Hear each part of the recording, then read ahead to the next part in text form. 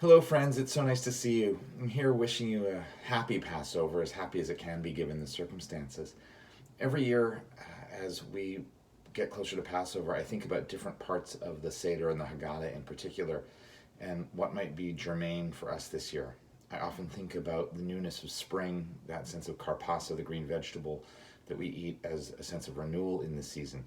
Maybe I think about next year in Jerusalem, where our world is, and how we might be able to make it better a year from now.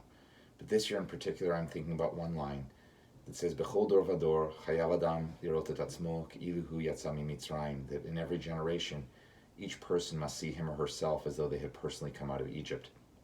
I think that word Egypt is really instructive here, because the word in Hebrew for Egypt is Mitzrayim, which the Zohar, the text of Jewish mysticism, it translates as Metzarim, meaning narrow straits, or from Tsar, meaning narrow or tight. In other words, when God took us out of Egypt, God exorcised us from a place of constricted opportunities, of tight control, of narrow mindedness, where movement was severely limited.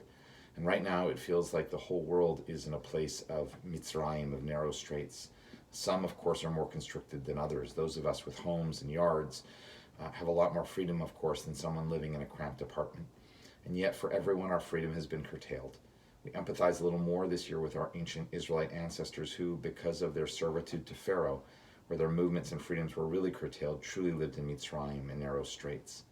Of course, even in a virus-free time, each of us lives in his or her own Mitzrayim, in the external or physical narrow straits, perhaps of financial or health constraints, or personal tragedy, universally, of course, the psychological burdens to which we subject ourselves.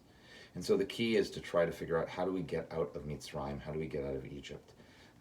Right now, perhaps for the first time ever in our lives, we are experiencing this sense of living in Mitzrayim.